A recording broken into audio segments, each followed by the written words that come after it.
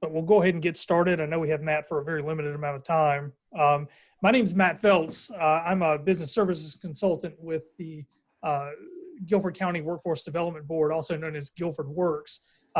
This is the second in a series we're calling the GuilfordWorks Business V Series, and it's meant to sort of address some of the concerns that we've been hearing from local businesses in regards to the COVID crisis, what to expect, just different topics that we're hearing. So today we're lucky enough to have Matt Schweitzer. He's a senior HR manager with the city of Greensboro with law, compliance, benefits, safety, and health.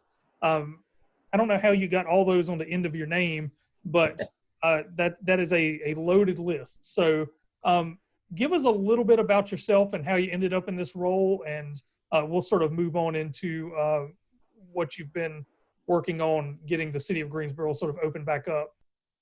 Sure. Yeah. Good morning, everyone. Yeah. So basically, I've been involved in safety and health for the last 30 years. So I've been working with the safety end of things with the city for about 12 years. And over that time, I started to get involved with benefits and some of our law and compliance stuff. So right now, that's my world. Prior to coming with the city, I worked about 15 years with OSHA. Some of that time as a OSHA compliance officer, and then worked in some other safety and health teams at UNCG and some other places. So that's kind of my background. So I think, being involved in HR and all the aspects that I'm involved in, it's really an interesting mix of things. So I do have a long list of different things that I've been in charge of, but it's been really an interesting time. So. Right. So, as we're sort of in this transition period and, the city is working hard to sort of reopen itself in a way that makes sense, then it's safe. I guess what are we doing to not only keep the city of Greensboro employees safe as we reopen and come back to work on a more normal schedule, but as citizens of Greensboro start to interact more with city employees, how are we sort of like managing that? Yeah, and so that was one of our big focuses when we started looking at having people come back, was our interface with the customers. And I think that's going to be a big concern with a lot of employers, is how they interface with when they start receiving customers back in their work environments. So that was one of the things that we really focused on. So one of the things that the city manager's office did was kind of develop two different teams, a short range return team and a long-term team. So they were focused on, so the short-term kind of focused, if you want to go to the next slide, highlight some of it. The short-term team kind of focused on, what we needed to immediately do, and then the long-term team kind of what's going to change sort of long-term, because we know that this virus may be with us for some time. So those were the two teams. So some of the challenges that we had as a city was that we're a really diverse organization. So we have lots of different operations here. So that was definitely a challenge. The other thing that's kind of unique is that about half our workforce stayed working through the pandemic. So we had to not only, think about bringing people back, but we had to keep those people healthy and working so they could do those essential things. So we had a large number of frontline workers, police, fire, water, and then our field operations. They're collecting trash, they're doing all those other essential duties. Another challenge is we're kind of a government agency, not really geared towards teleworking. So during this whole time, we sort of had to, half our workforce went home to work and the other half stayed. So we had to figure out those two things. In terms of advantages, I think the other, whether it's a disadvantage, it was also an advantage. Half our workforce continued working, and they kind of figured out what to do kind of on the fly. So that really did help us out a little bit. And then I think we also had a lot of good partnerships with like Guilford County Emergency Management and other agencies. Guilford County Emergency Management, they're meeting on a regular basis to kind of work through this pandemic. So it's a really good resource. And then I think really one of the things I have to credit is our city manager's office has really strong leadership.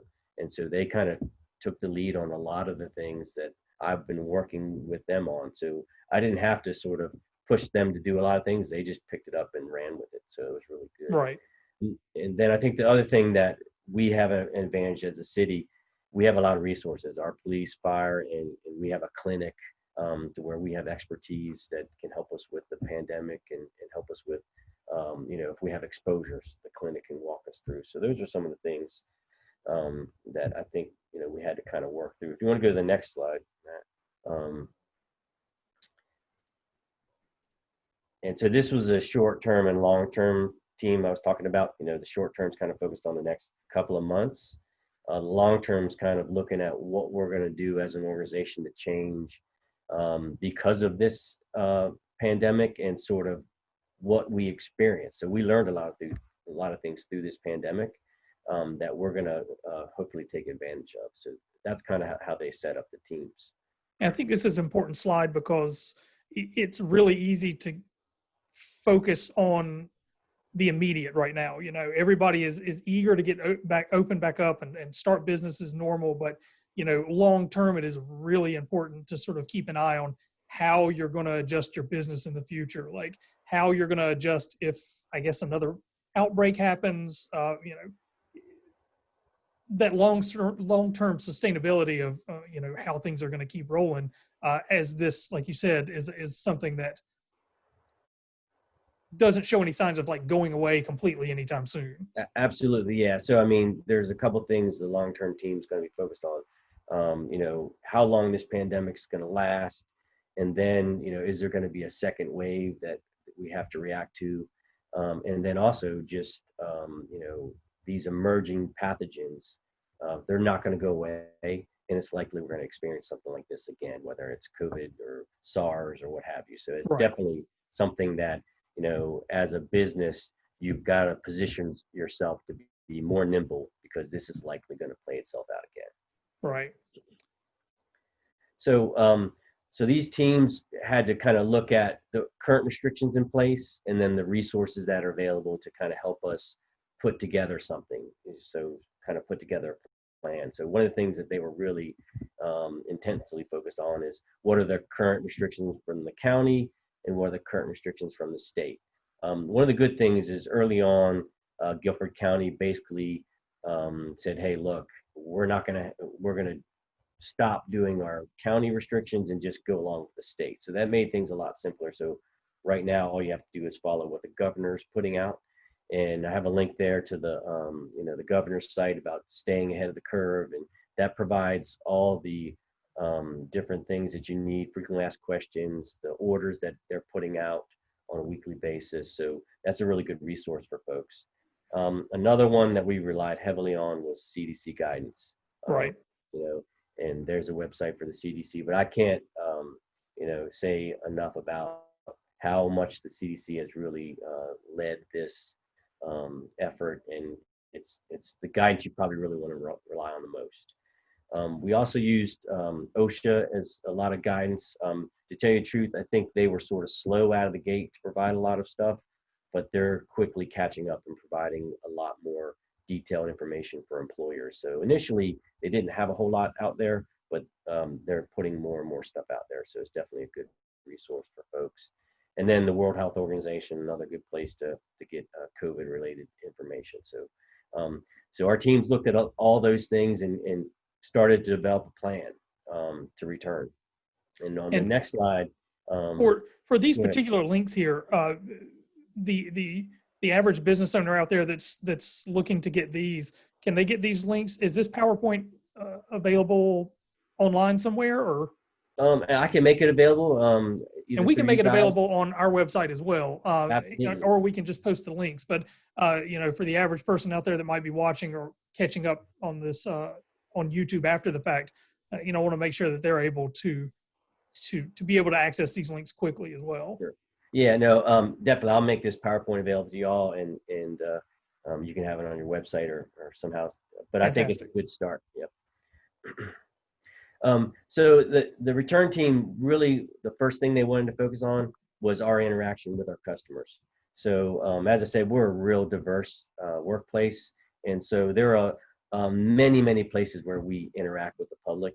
And so they came up with a customer service checklist. So all the different agencies that interact with the public, they came up with this checklist, and they really wanted to identify the areas where, social come on in.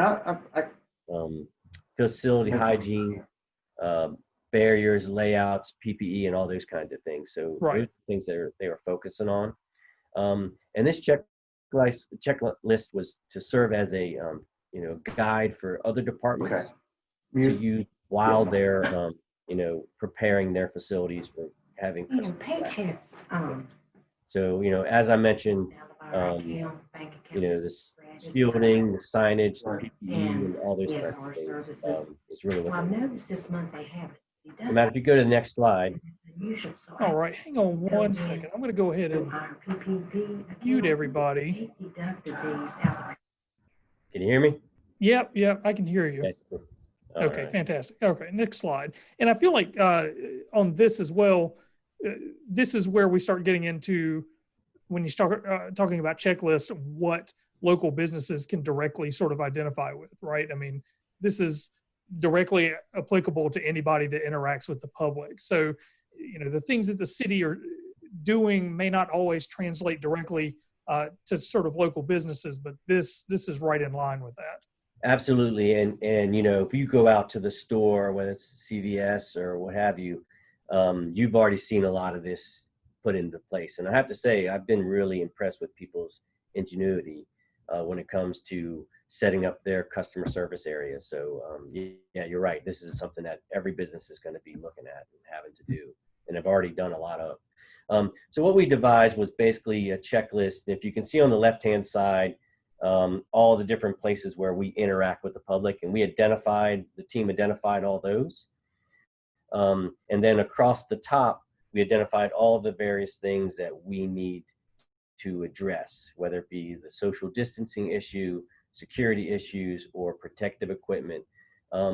And so you can see the first thing, it says determine customer capacity for service areas. So if you look down below that, we have a link to basically an equation where you can take the square footage and determine how many people you can have in your customer service area.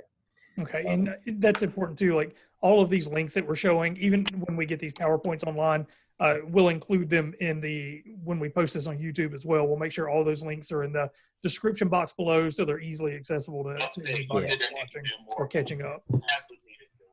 And so a lot of this is readily available, but yeah, we'll have those links out there.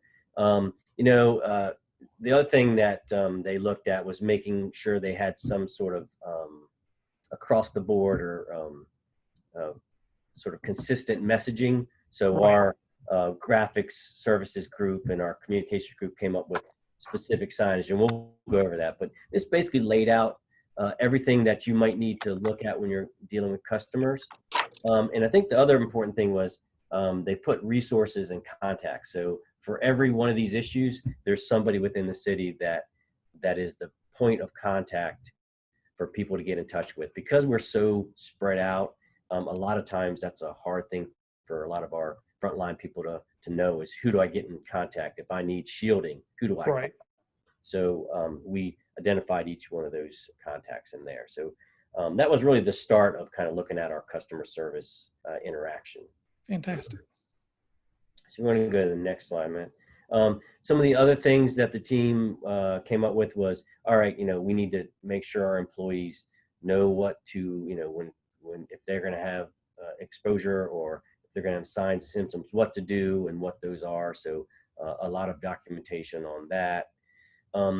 When we started thinking about bringing back our employees, we started thinking about, all right, what are the various questions, the people that have been at home, teleworking and doing those kind of things, when we ask them back to the work environment, what are their questions going to be? So we came up with a frequently asked questions document that basically, all right, I've been teleworking for the last 8 weeks, but my kids are out of school and my son's 10 years old, and I need someone to care for them or look after them. So just those kinds of things, those scenarios, Right. what to do and where to go. So that's kind of, we work through that with this frequently asked questions document. If you go to the next slide. So this is just an example of that standardized messaging. So for all our facilities, we wanted to make sure it had the same appearance. It also complied with a lot of the things that we as a city have to comply with, making sure we have it in different languages and so forth. So this is what our communications team came up with. And so basically a department can call communications and say, hey, I need 3 printings of A and I need 20 of B. And so we just basically have that ready right off the shelf for our folks, so they don't have to really come up with those things. So, this all relates to what we expect our customers to do when they come in, the social distancing aspect, stand here, that kind of thing. So, and you've seen a lot of people around town, sort of take advantage of this sort of approach as well. Everybody's got their own signage Right. on the floor to indicate where to stand, or, if a mask is required, and just sort of the overall guidelines. So when you're walking into a business, it's a good idea to just sort of take a step back, look at their window or look at their door to see if that particular business has got, a specific sort of set of guidelines for customers like coming into the store. And I guess you might have another one for employees as well. So it's always good to have a listing for your employees of what's expected of them as well.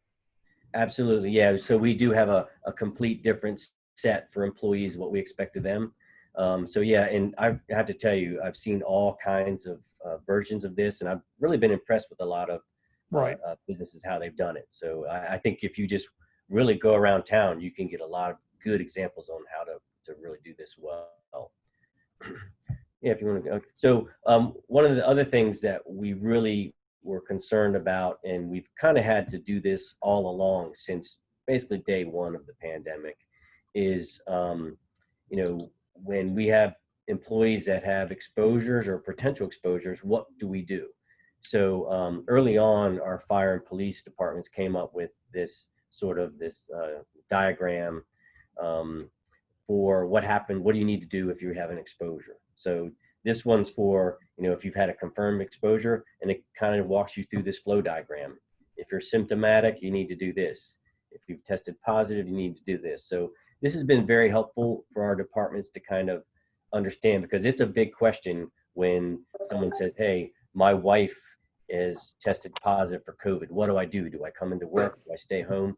So our clinic uses this as a guideline to walk people through what we expect them to do. Is it going to be conflicting with the STAR, and they kind of put the organizational piece on hold?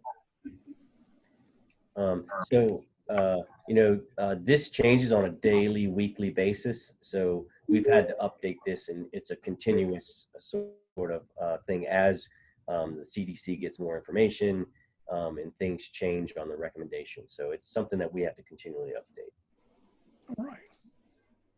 We're going to keep rolling through this expeditiously because we are bound by the limits of Zoom. So right. Okay. So one of the things we did was we pulled all this together in one document. So it's like a 6 or 8 page document, and it's basically a return to work document. And it basically, tells employees what we expect of them, what we're going to expect of customers. And you can see on here, for instance, like customer service, desk readiness, that checklist, that link is there. The one that we just looked at, right. Link to that is right there. And then when it comes to,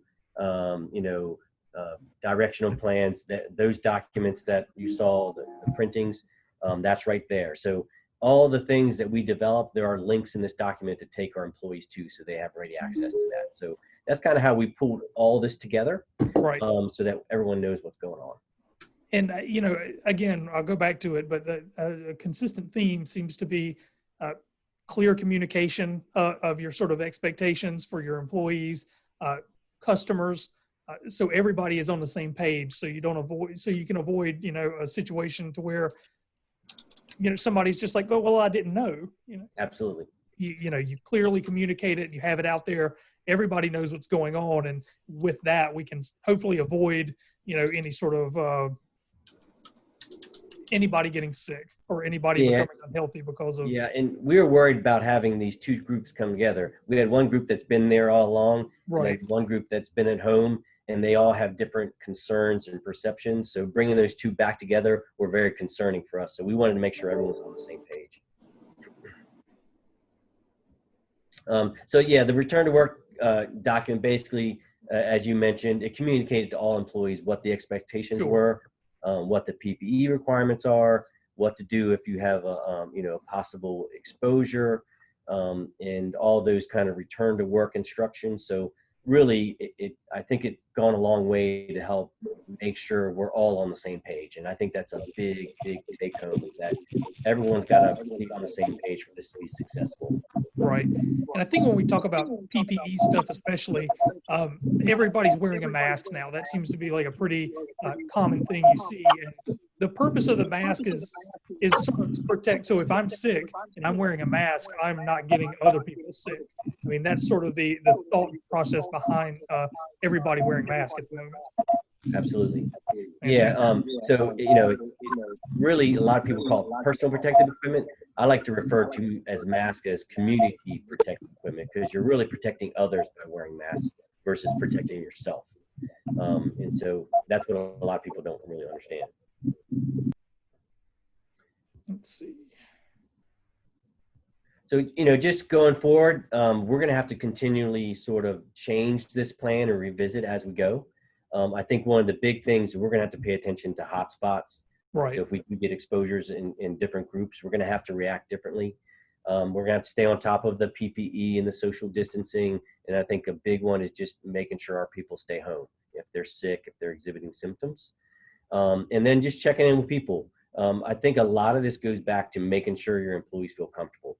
So really just ask them, hey, are you feel comfortable in your area? Do you have issues? One of the big ones that we have to deal with in HR is making sure any of these ADA requests that come in, that we're addressing them properly. So one of the big ones is having high-risk employees. So if you have a high-risk employee, you need to look at ways to accommodate them to make sure that they're safe. Someone that's older than 65, you need to do some things to make sure they're doing well. So and then just stay on top of the exposures. If we have an exposure in a workplace, make sure we do the deep cleaning and notify people that might be exposed. So that's really going forward, the things we're going to do. All right. And I just had somebody ask that if we were going to be making this document public, and yeah, absolutely, we're going to get this out there as well, Sure. whether it's on your site or we put it on GuilfordWorks. Plus this video, again, will be listed on YouTube as well within the next day or so. So this will absolutely be public, along with all the links and information that come along with it. Absolutely.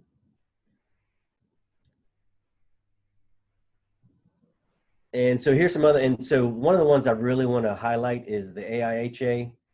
So I'm a certified industrial hygienist. The American Industrial Hygiene Association, if you go to that link, that's an excellent link for very specific instructions. They have it for bar owners, hair salons. They get into really detailed guidance on what to do. So I really can't say enough about that website. Also, FDA and then the Health and Human Services websites are also great resources for employers with information. And I think that's it.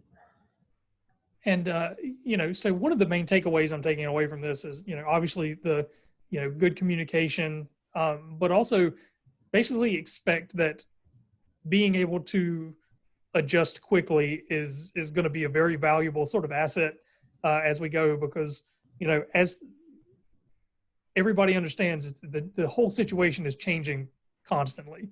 And, it's difficult to predict what's going to happen in next week, 2 weeks from now, much less 3 months from now. So being mentally prepared to sort of adjust and stay informed is probably going to be a big asset here in the near future.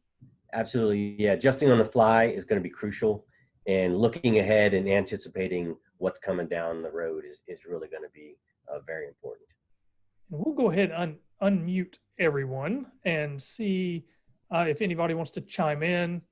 Anybody's got anything they want to say, questions, and we can totally get to those. I think we have a little bit more time. Zoom was kind enough to remove our time limit. So we can answer any questions that may have come up during this process.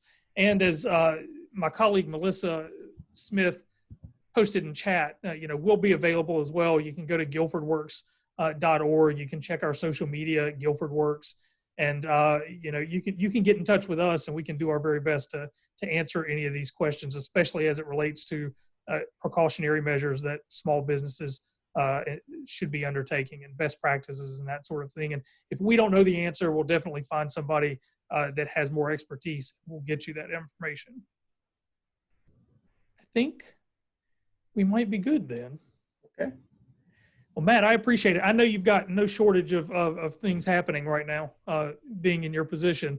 So the fact that you were able to take a little bit of time out and sort of visit with us and sort of, the city of Greensboro being, one of the largest organizations, I think a lot of smaller businesses are going to look toward the city of Greensboro and the city of High Point to sort of understand what you are doing in order to, sort of safely get back to, business as normal. So the fact that you guys are willing to communicate that clearly, come on and our pokey little podcast or webcast, it means a lot to us. And I know it means a lot to the businesses that have tuned in as well. So definitely appreciate that.